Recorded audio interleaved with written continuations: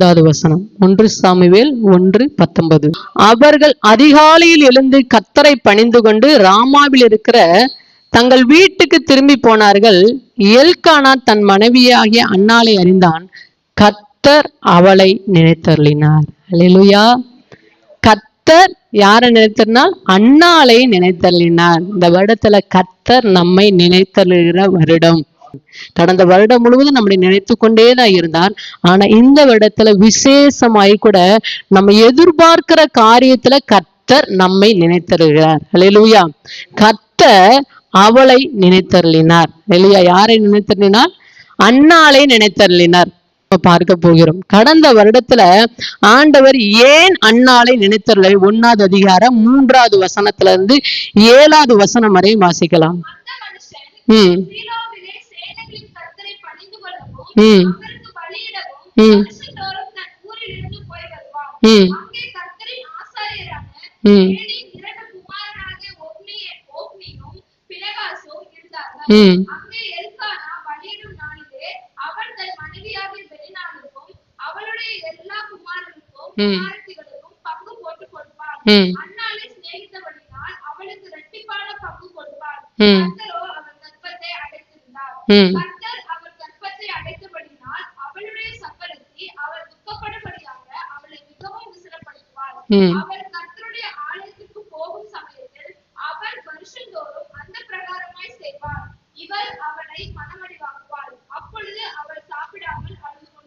ஹல்லேலூயா.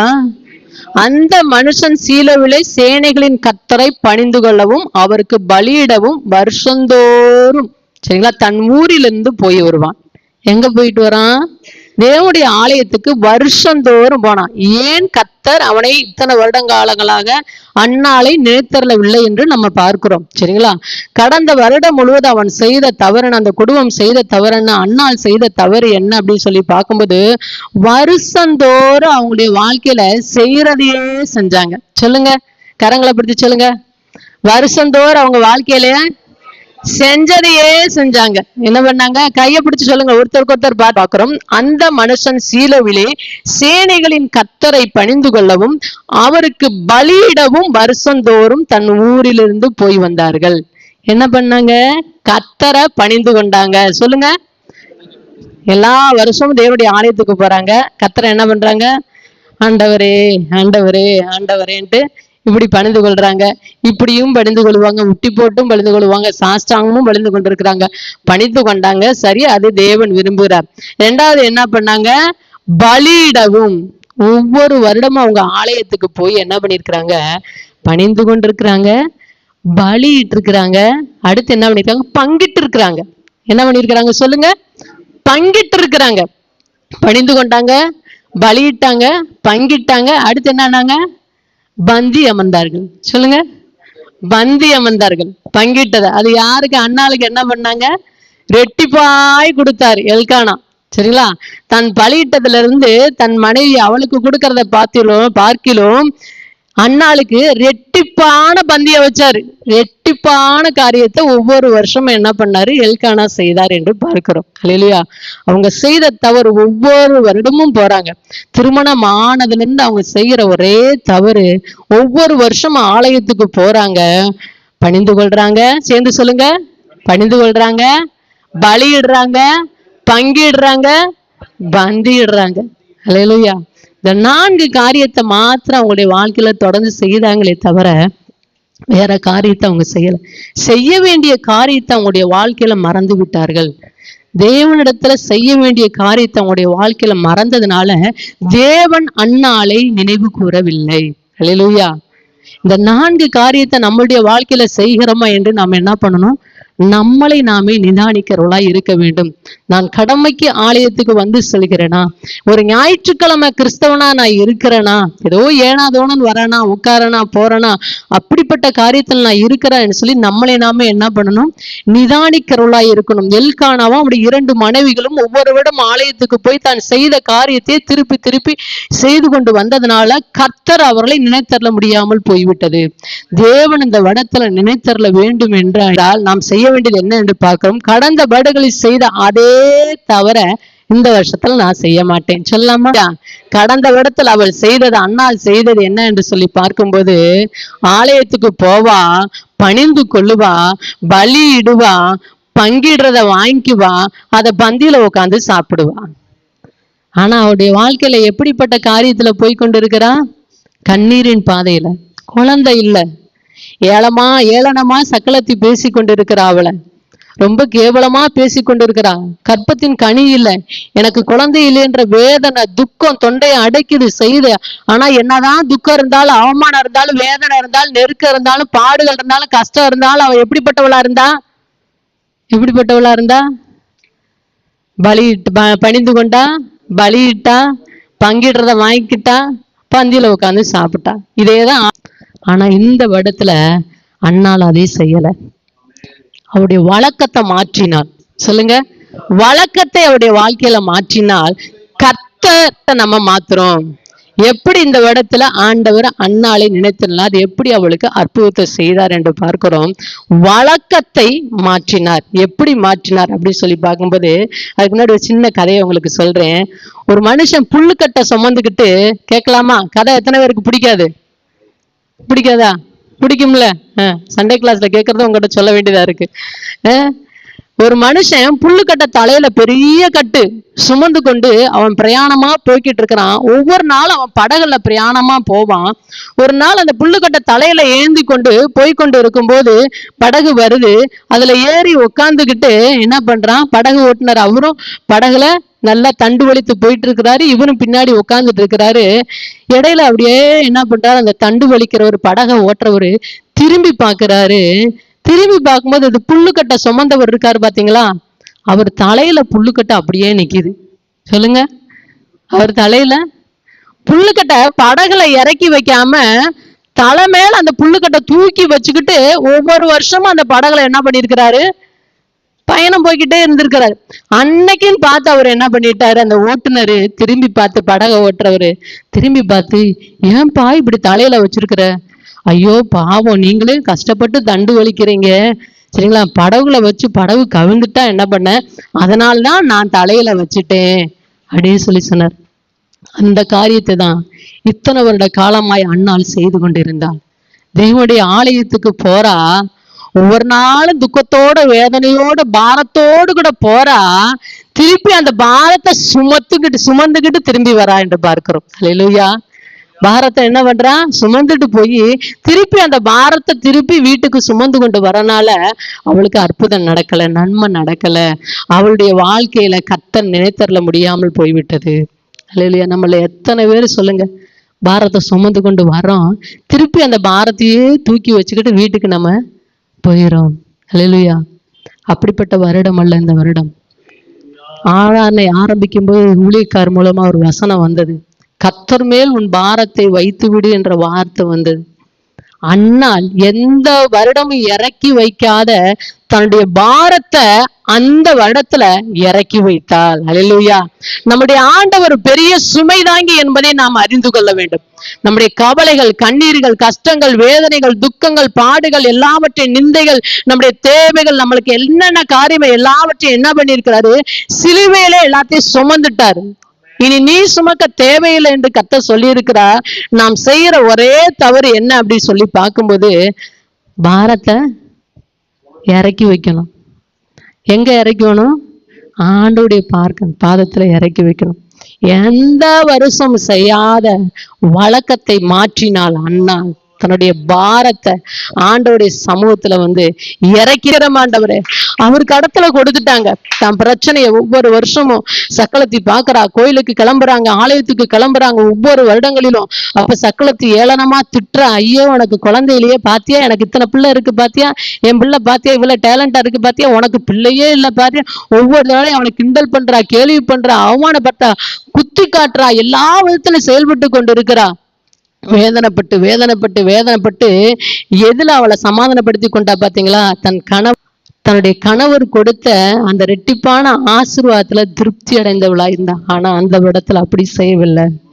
Elkanah கூப்பிடா, ஏன் சாப்பிடாது இருக்கிறாய், வா நாள் சாப்பிடலான்னு சொல்லி கூப்பிடையில அவ சாப்பிட துக்கத்தோடு அழுதுகிட்டு இருக்கிறா.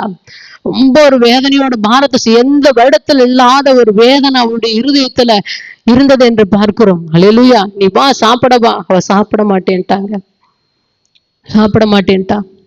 அவன் என்ன பண்ணான், தன்னுடைய பாரத்தை எல்லாத்தையும் ஆண்டுடைய பாதத்துல இறக்கி வைத்தாள். எந்த வருஷமும் செய்யாத அவர் கர்த்தருடைய சமூகத்துல அந்த நாட்களை எப்பொழுது சும்மா போயிட்டு வந்த அவ வழக்கத்தை மாத்தி இதுவரை செய்யாத ஒண்ணு அவ செய்தா, தேவனுடைய அழகி வச்சுட்டா. அல்லேலூயா. இந்த வருடத்துல நம்ம எல்லாரும் நம்முடைய பாரங்களை இறக்கி வைப்போமானால் நிச்சயமாய் கர்த்தர் நம்மை நினைத்தருளுவார். அல்லேலூயா. நம்ம தூக்கி சுமக்க கூடாது. இறக்கி வச்சுட்டு புல்லுக்கட்டை எப்படி தூக்கி சுமந்தாரோ அதே போல நம்ம தூக்கி சுமந்துக்கிட்டு நம்ம போக கூடாது. பாரத்தை இறக்கி வைக்கணும். யார் யாரெல்லாம் இக்கத்துல வச்சிருக்கீங்களோ அவங்களெல்லாம் இறக்கி வைக்கணும். சொல்லுங்க, யார் யார் இக்கத்துல வைப்போம்? பிள்ளைகளை தூக்கி இக்கத்துல வைப்போம். சிலர் கணவர்களையே தூக்கி இக்கத்துல வச்சுக்கிட்டே இருப்பாங்க, இறக்கவே மாட்டாங்க. சரிங்களா? சிலர் மனைவியை தூக்கி இக்கத்துல வச்சுக்கிட்டே இருப்பாங்க, இறக்கவே மாட்டாங்க.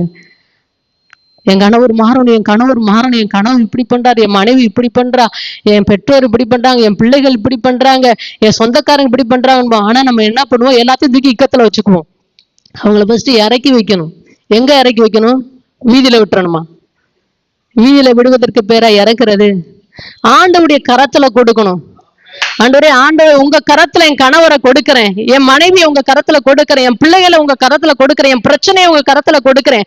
இத்தனை வருடமாய் கூட அண்ணாள் அவன் என்ன பண்ணா, எல்கானாவை ஆண்டவருடைய கரத்துல கொடுக்க கிடையாது, தன்னுடைய சக்களத்தை ஆண்டவருடைய கரத்துல கொடுக்க கிடையாது, தன்னுடைய பிரச்சனையை ஆண்டவருடைய கரத்துல கொடுக்க கிடையாது. ஆனா அந்த வருடத்தில் இந்த வருடம் அது, அல்லேலூயா, இந்த வருடம் அது, இந்த வருடத்தில் அவள் என்ன செய்தா, தன் கணவரை ஆண்டவருடைய கரத்துல ஒப்பு கொடுத்தா, தன் சக்களத்தை ஆண்டவருடைய கரத்துல ஒப்பு கொடுத்தா, தன் பிரச்சனையை, தன் துக்கத்தை, தன் வேதனையை, தாங்க முடியாத அந்த சூழ்நிலையை ஆண்டவருடைய கரத்துல ஒப்பு கொடுத்தா. கர்த்தர் அவளை நினைத்தருளினார். அல்லேலூயா.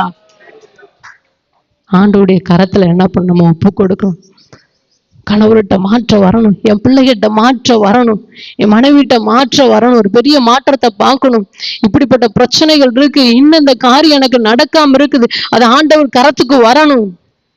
இன்னொரு திருந்தன்னு நினைக்கிறான். ஆண்டவருடைய கருத்து, ஆண்டவரே நான் இத்தனை வருஷமா நான் சுமந்துட்டேன், மூடி என் கணவரை மறைச்சிட்டேன், மூடி என் மனைவியை மறைச்சிட்டேன், செய்யற தவறுகளை இனி இல்லப்பா, உங்க கையில கொடுத்துறேன்ப்பா.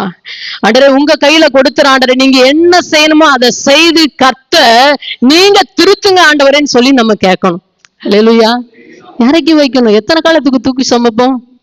அநேக பெற்றோர்கள் செய்யற தவறு என்ன தெரியுமா? பிள்ளைகளுடைய வாழ்க்கையில, பெண் பிள்ளைகளுடைய வாழ்க்கையில அநேக பெற்றோர், எல்லா பெற்றோர்ல உங்கள் அநேகர் நல்ல பெற்றோர் இருக்கிறீங்க, அநேக பெற்றோர் எந்த நேரம் தன் பிள்ளைகளை தூக்கி சுமந்துக்கிட்டே ஒரு பிரச்சனையா, புருஷ வீட்டை விட்டு வந்துரு கத்து கொடுக்கறது, புருஷ வீட்டை விட்டு வந்துரு, உனக்கு அந்த ஆள்க வேணாம், வா நான் காலமெல்லாம் அவனை கஞ்சி போடுறேன்.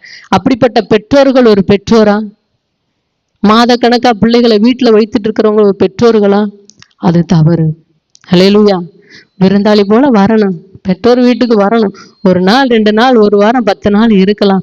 ஆனா காலத்துக்கு எப்பவுமே என் பிள்ளை என் கூடயே வச்சிருப்பேன். அதுக்கு ஒரு பிரச்சனைனா, அதுக்கு என்ன ஒரு காரியம்னாலும் நான் தூக்கி சுமந்துட்டே தான் இருப்பேன். அது பாடுல நானும் உட்காந்துக்கிட்டு அதோட கூட நான் சேர்ந்துக்கிட்டு அழுவேன். இல்லை, அதுக்காக நம்ம அதிகமா ஜெபிக்கணும். நம்ம பிள்ளைகளுக்காக உண்மையா நம்ம பிள்ளைகளை நம்ம நேசிக்கிறவளா இருந்தோம்னால் அந்த பிள்ளைகளை கேர் எடுத்து அதிகமாய் பிள்ளைகளுக்காக ஜெபிக்கணும். அதுதாங்க பிள்ளைகளுக்காக செய்யற பெரிய காரியம். அல்லேலூயா. அவங்கள தூக்கி சுமந்துகிட்டே இருப்பது அல்ல. சிறு குழந்தையில தூக்கி சுமக்கலாம், திருமணம் ஆனதுக்கு அப்புறமே ஆண் பிள்ளைகளை தூக்கி சுமக்கலாமா, பெண் பிள்ளைகளை தூக்கி சுமக்கலாமா? பெற்றோர்கள் செய்யற தவறு. அநேக மனைவிகள் கணவன்மாரை தூக்கி சுமக்கிறது தவறு. அன்னாள் இறக்கி வைத்தார்.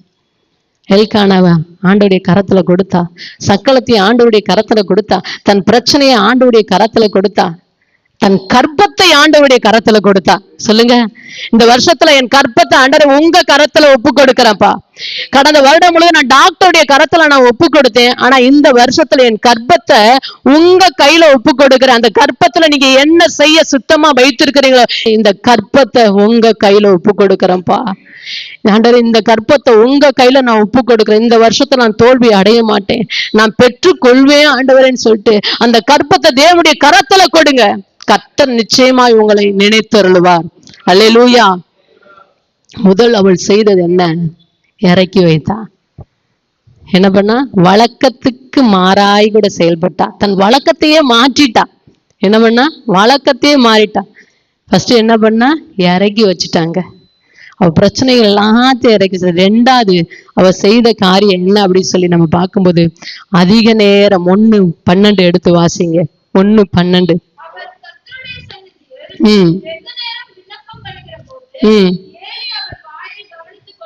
ஹல்லேலூயா. அவள் கர்த்தருடைய சந்நிதியில் வெகு நேரம் விண்ணப்பம் பண்ணும்போது ஏலி அவள் வாயை கவனித்துக் கொண்டிருந்தாள். ஹல்லேலூயா. எல்லா வருஷமும் வராங்க, பணிந்து மட்டும்தாங்க கொள்றா. ஆனா அவ வெகு நேரம் ஆண்டோடைய சமூகத்துல நேரத்தை எடுக்கல. வெகு நேரம் விட்டா. இந்த வருடத்துல அவள் செய்த காரியம் என்ன? வெகு நேரத்தை தேவ சமூகத்துக்கு ஒப்பு கொடுத்தா. அவளுடைய நேரத்துல அதிகமான நேரத்தை, எந்த வருஷமும் செய்யாத வழக்கத்தை மாற்றினாள். எந்த வருஷத்தை செய்யாத காரியத்தை அவருடைய வாழ்க்கையில அன்றைய தினத்துல ஆண்டோடைய ஆலயத்துல அதிக நேரம், எந்த வருடத்துல இல்லாத அளவுக்கு இந்த வருடத்துல நான் அதிக நேரத்தை செலவழிப்பேன் என்று ஆண்டவர் என்று தீர்மானம் பண்ணிக்கொண்டு வருகிற பிள்ளைகளை கர்த்தர் இந்த வருடத்துல நினைத்தருளுவார். ஹல்லேலூயா. அண்ணால நினைத்தருளாருங்க. அவன் என்ன பண்ணல? சோர்ந்து போகல. வருஷம் நான் உட்காரல ஆண்டவரே, 21 நாள் உபவாச ஜெபத்துல உட்கார்றேன், 7 நாள் உபவாச ஜெபத்துல உட்கார்றேன், ஞாயிற்றுக்கிழமை சர்ச்சுக்கெல்லாம் நான் வரேன், வெள்ளிக்கிழமை உபவாசங்களா பெண்கள் ஜெபத்துக்கெல்லாம் நான் வரேன் ஆண்டவரே. ஆனா வெகு நாட்கள் நான் வந்துகிட்டே தான்ப்பா இருக்கேன். வெகு நாட்கள் வருகிறதை காட்டிலும் வெகு நேரத்தை தேவ சமூகத்தில் நம்ம செலவழிப்பதை தான் ஆண்டவர் விரும்புகிறார். ஹல்லேலூயா. வெகு நாட்கள் வருகிறதை காட்டிலும் வெகு நேரத்தை தேவ சமூகத்துல நம்ம அதிகமாய் செலவழிக்க வேண்டும். சோர்ந்து போகக்கூடாது. இன்னும் நடக்கலை, எனக்கு நன்மை நடக்கலை, இன்னும் அற்புதம், நான் இதே நிலைமையில் இருக்கிறேன், இதே வருத்தத்தையே நான் புசித்து கொண்டு இருக்கிறேன், இதே வேதனை தானே எனக்கு இருக்குது அப்படின்னு சொல்லிட்டு நம்ம அநேக நேரங்களை என்ன பண்றோம்? ஜெபித்து ஜெபித்து என்ன நடக்குது நம்ம வாழ்க்கையில்? நம்ம ரொம்ப சோர்ந்து போயிடும். 2 தவளை சொல்லுங்க இருக்குன்னு அது என்ன பண்ணுச்சு? ஒரு பானைக்குள்ள விழுந்துருச்சு. அந்த பானைக்குள்ள அரை பானையில மோர் இருந்தது. 2 தவளையும் என்ன பண்ணுச்சு? உள்ளுக்குள்ள தொப்புன்னு விழுந்துருச்சு. விழுந்துட்டு அது என்னென்னமோ தாவுது, அதனால வெளியே வர முடியல. நல்லா தாவுது. ஐயோ வெளியே வரணுமே, வெளியே வரணுமே. ஆனா பானை ஆவிக்கிட்டு எவ்வளவோ முயற்சி எடுக்குது. 2 தவளைகளும் முயற்சி எடுத்துக்கிட்டே இருக்குது. அதனால வெளியே வரவே முடியல. ஒரு தவளை சோர்ந்து போயிடுச்சு. 2வது தவளை சோர்வு அடையாம உட்காந்து அடிக்குது. அடிச்சு அடிச்சு அடிச்சு அடிச்சு எப்படியாவது வெளியே வந்துடணும், எப்படியாவது நான் வெளியே வந்துடணும்னு சொல்லி தவளை என்ன பண்ணுது? அடிச்சு அடிச்சு அடிச்சு அடிச்சு பார்த்தா அந்த மோர்ல இருந்து வெண்ணெய் உருவாயிருச்சு. ஹல்லேலூயா. மோர்ல இருந்து வெண்ணெய் உருவாகி, வெண்ணெய் கட்டி எப்படி இருக்கும்? மேல மந்தமா இருக்கு. நல்லா ஹைட்டா படி மாதிரி அதுக்கு தூக்கி கொடுத்துருச்சு. யாருக்கு? தவளைக்கு. உடனே இருந்தது, கண்ணை திறந்து பார்த்துச்சு. ஏதோ படி மாதிரி என்னமோ இருக்கேன்ட்டு ஏறி ஈஸியா ஏறி வெளியே போயிருச்சு. கூட இருந்த தவளையும் தப்பிச்சிருச்சு. ஹல்லேலூயா. கண்ணை மூடிக்கிட்டு நீங்க ஆண்டவருடைய சமூகத்துல சோர்ந்து போகாம நீங்க அடிக்கிற நீச்சல் இருக்கு பாத்தீங்களா? அந்த நீச்சல் உங்களை வெளியே கொண்டு வர்றது மாத்திரம் அல்ல, உங்களோடு கூட இருக்கிற உங்க கணவரை, உங்க பிள்ளைகளை, உங்க மனைவிய, உங்க சந்ததியவே வெளியே கொண்டு வரும். கர்த்தரை நினைத்தருளுமா. வெகு நேரத்தை செலவழிங்க தேவ சமூகத்துல. நான் 5 நிமிஷம் ஜெபிக்கிறேன், அற்புதம் நினைத்தரல முடியாதுங்க. 10 நிமிஷம் ஜெபிக்கிறேன், கர்த்தரை நினைத்தரல முடியாதுங்க. எப்பொழுது நான் 1/2 மணி நேரம் 1/2 மணி நேரத்தை எக்ஸ்ட்ரா ஆக்கணுங்க. தேவனுடைய ஆலயத்துக்கு நான் வரேன், 1 நாள் வரேன், வாரத்துக்கு 2 நாள் வந்து பழகுங்க, 2 நாள் வரேன், 3 நாள் வந்து பாருங்க, 3 நாள் வரேன், 4 நாள் வந்து பழகுங்க. தேவ சமூகத்துல விழுந்து கிடங்க. இந்த இடத்துல என் தேவன் என்னை, என் பிள்ளைகளை நினைத்தரணும், என் சந்ததியை நினைத்தரணும், என் கணவரை நினைத்தரணும், என் மனைவியை நினைத்தரணும் சொல்லி தேவ சமூகத்துல உட்காந்து வெகு நேரத்தை நீங்க எடுக்க எடுக்க எடுக்க கர்த்தர் இந்த வருடத்துல கண்டிப்பா நினைத்தருளுவார். ஹல்லேலூயா. 3வது காரியத்தை நம்ம பார்க்கும்போது எடுத்து வாசிக்கலாம். அவன் செய்தது 1வது அதிகாரம் 8வது வசனத்தை எடுத்து வாசிக்கலாம். அவன் புருஷனாகிய எல்கானா அவளை பார்த்து, அன்னாளே ஏன் அழுகிறாய், ஏன் சாப்பிடாது இருக்கிறாய்? அவ தெரிந்து கொண்ட ஆயுதம் 3வது என்ன தெரியுங்களா? உபவாசத்தை தெரிந்து கொண்டாங்க. இத்தனை வருஷமா அவ போய் பணிந்து கொள்வா, பலியிடுவா, பங்கிடுறத வாங்கிக்குவா, அப்புறம் உட்காந்து பந்தியில அமர்ந்துருவா. இததான் செஞ்சா. நல்லா மூக்கு பிடிக்க சாப்பிடுவா. ஆனா இந்த இடத்துல சாப்பாட்டை அவ ஒதுக்குனா. ஹல்லேலூயா. உபவாசத்தை தெரிந்து கொண்டா. நான் சாப்பிட மாட்டேன், என் தேவனிடத்துல இந்த பதில் வருகிற வரைக்கும் நான் சாப்பிட மாட்டேன், என் துக்கம் மாறுகிற வரைக்கும் நான் சாப்பிட மாட்டேன்னு சொல்லி அவள் தீர்மானம் பண்ணினாள். எல்கானா சொல்றாரு, சாப்பிடு சாப்பிடு சாப்பிடுன்னு. சாப்பிடாது இருந்தாள். உபவாசம். கடந்த வருடத்துல நம்ம எத்தனை உபவாசம் இருந்திருப்போம் தெரியாது. சிலர் இருந்திருப்பீங்க, சிலர் சுத்தமா இல்லாம இருந்திருப்பீங்க. உபவாசத்துல அவ்வளவு வல்லமை இருக்குங்க. உபவாச ஜபத்துல அவ்வளவு ஒரு பெரிய வல்லமை இருக்கிறது. மனுஷர்கள் மாத்திரமா உபவாசம் இருக்கணும்? யோனாவின் புத்தகத்தில் நம்ம பார்க்கும்போது மிருக ஜீவன்களும் உபவாசம் இருந்தது என்று பார்க்கணும். எதற்கு மிருக ஜீவன்கள் உபவாசம் இருக்கணும் சொல்லுங்க? மனுஷன இருக்கிறது நியாயம், மிருக ஜீவன்கள் இருக்க அந்த ராஜா சொல்றாரு, நீ மனுஷர் எல்லாருமே உபவாசம் இருக்க வையும், மிருக ஜீவனுக்கு எதுவுமே கொடுக்காத, எல்லாம் உபவாசம் இருக்கட்டுன்றார். அல்லேலூயா.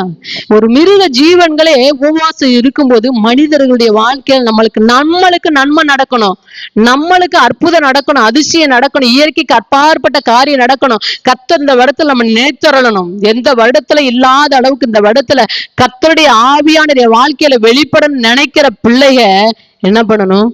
உபவாசத்தை அதிகமாய் கூட கூட்ட வேண்டும். அல்லேலூயா. எடுக்கிற பிள்ளைகள் இன்னும் உங்கள் உபவாசத்தை அதிகரிங்கள். இந்த வருடத்துல நான் அடைந்தே தீர்வேன். இந்த வருஷத்துல கர்த்தரை நினைக்கணும். ஆண்டவரே, அந்நாளுக்கு செய்தது போல என் வாழ்க்கையில செய்ய நாடுறேன். இது குழந்தைக்காய் மாத்திரம் சொல்லப்படுவதில்லை. நீங்க நினைக்கிறீங்க குழந்தை பெக்காதவங்களுக்கு தான் இந்த செய்தி கொடுக்குறாங்க. இல்லைங்க, உங்க பிள்ளைகளுடைய வாழ்க்கையில,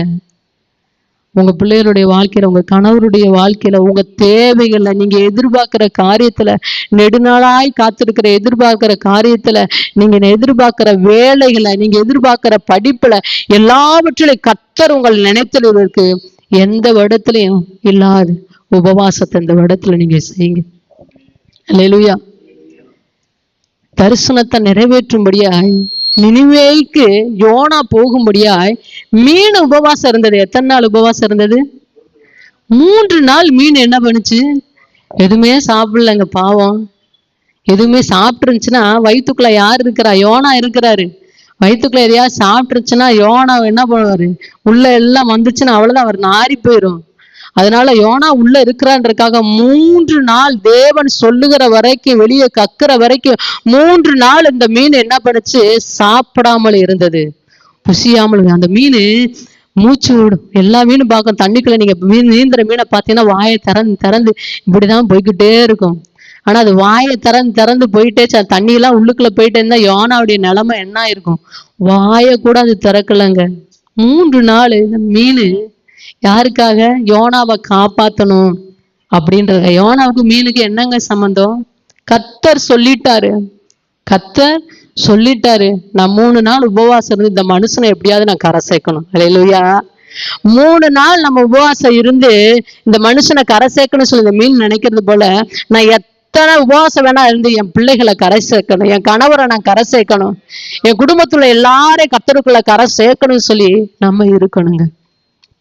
புதிய ஏற்பாடுல பாக்குறோம், இன்னொரு மீன் உபவாசம் இருந்துச்சு. மத்தேயு புஸ்தகத்தை 17வது அதிகாரம் 27வது வசனம் எடுத்து வாசிக்கலாம். ஆண்டவர் என்ன சொல்றாரு? வரிப்பணம் கேட்கிறாங்க. வரிப்பணம் கேட்கும்போது தன்னுடைய சீசர்கள் ஆண்டவர்கிட்ட கேட்கிறாங்க, வரிப்பணம் செலுத்துன்னு ஆண்டரே, நீ போ, என்ன பண்ண, நீ போ, கடலுக்கு போ, அங்க போய் தூண்டில் போடு, அங்க முதல்ல சிக்கிற அந்த மீனை எடு, அதுக்குள்ள என்ன இருக்கும்? காசு இருக்கும், அந்த காசை வச்சு உனக்கு எனக்கு வரிப்பணம் செலுத்து. இந்த மீன் உபவாசம் இருந்துச்சுங்க. அல்லேலூயா. இந்த மீன் ஆண்டவர் உள்ள காசை வச்சிருக்கிறாரு. என் மகன் வருவான், அதுவரை நீ வெயிட் பண்ணு. என் மகன் தூண்டில் போடுவான், அதுவரை நீ வெயிட் பண்ணு. என் மகன் வந்ததுக்கு அப்புறம் அந்த தூண்டில நீ போய் அகப்பட்டு அந்த காசை போய் கொடுத்துரு. அந்த காசை வச்சுதான் எனக்கும் என் மகனுக்கும் என்ன பண்ணணும்? வரி செலுத்தணும், வரிப்பணம் கட்டணும் அப்படின்னு சொல்லி மீனுக்கு ஆண்டவர் கட்டளை இடுறாரு. அந்த மீன் ஆண்டவருடைய சொல்ல கேட்டு உபவாசம் இருந்ததுல, எப்பொழுது வருவார் ஆண்டவருடைய சீசன், எப்பொழுது வருவார்னு சொல்லி காத்துக்கொண்டே இருந்தது. அது உபவாசம் மாத்திரம் இருக்குல்ல, பெரிய காரியத்தை செய்தது.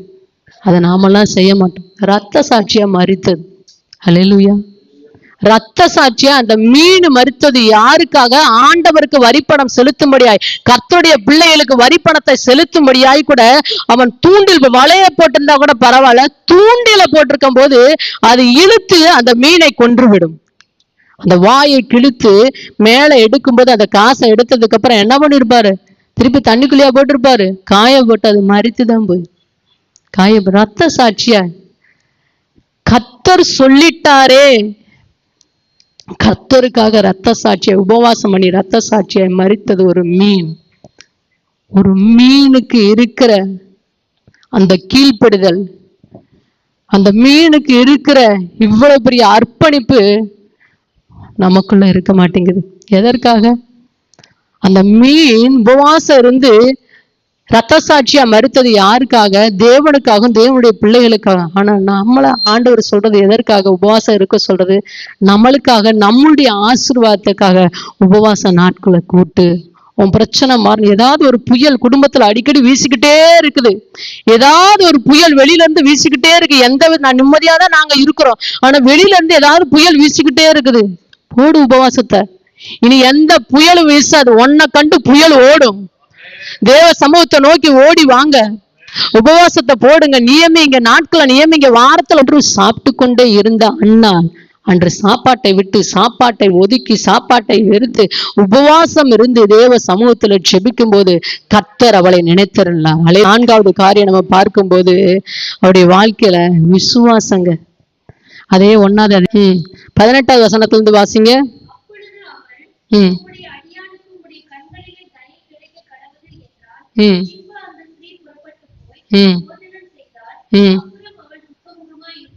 ஹல்லேலூயா. அதுக்கப்புறம் அவள் துக்கமுகமாவே இருக்கலங்க. இது எதே? கர்த்தர் நிச்சயமா எனக்கு பதில் கொடுப்பான்ற அந்த விசுவாசத்தோடு கூட அவள் வாழ்ந்ததை பார்க்கிறோம். விசுவாசத்தோடு கூட வாழ கற்றுக்கொள்ள வேண்டும். கர்த்தர் எனக்கு செய்துட்டார், கர்த்தர் எனக்கு செய்துட்டார். ஒரு காரியம் நடக்கலையா? ஜெபிக்கிறீங்களா? அவிசுவாசமா பேசாதீங்க. இது நடக்காது, இது எப்படி ஆகும், இது நடக்காதுன்னு சொல்லிட்டு அவிசுவாசமான வார்த்தைகளுக்கு உங்க வாழ்க்கையில நீங்க என்ன பண்ணாதீங்க, இடம் கொடுக்காதீங்க. நெகட்டிவானதை இப்படி நடந்துருமோ, இப்படி ஆயிடுச்சுன்னா என்ன பண்றது, அப்படிப்பட்ட வார்த்தையை இந்த வருடத்துல நம்ம வாயில இருந்து எடுக்கணும். இப்படிப்பட்ட காரியம் நடக்காது, எனக்கு நன்மைதான் இந்த வருடம் நடக்கும், என பிரயாசப்பட்டு இருக்கிறோம். ஹல்லேலூயா.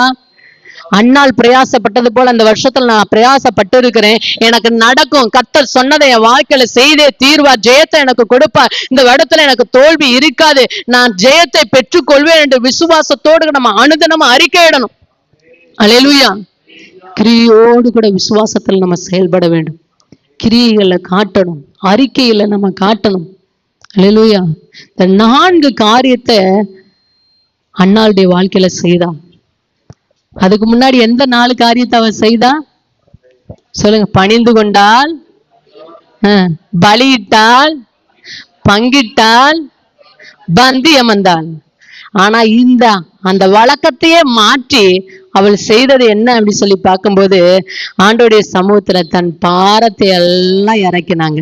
சொல்லுங்க, ஆண்டோடைய சமூகத்துல தன் பாரத்தை எல்லாம், வழக்கத்தை எந்தெந்த 4 விதத்துல மாத்தினான், தன் பாரத்தை எல்லாத்தையும் இறக்கிட்டா. 2வது காரியம் அவள் செய்தது என்ன? வெகு நேரத்தை ஆண்டோடைய ஆலயத்துல செலவழித்தா. 3வது காரியம் அவள் செய்தது என்னன்னு பார்க்கும்போது உபவாசத்தை தெரிந்து கொண்டான். 4வது காரியம் விசுவாசத்தோடு அவள் வாழ்ந்தான். கர்த்தர் நிச்சயமா எனக்கு செய்வார் என்று. இந்த 4 காரியத்துல இந்த வருடத்துல நாம செய்வோமானால் நிச்சயமாவே கர்த்தர் இந்த வருடத்துல நம்ம நினைத்தருள்வார். கண்களை மூடி ஜெபிக்கலாமா? ஆண்டவரே, கர்த்தர் பேசிருக்கிறோம். கடந்த வருடமெல்லாம் ஆலயத்துக்கு போன அப்பெல்லாம் நினைக்காத ஆண்டவரே இந்த வருடத்துல ஏன் நினைத்தார் என்று நம்ம பார்த்தோமே.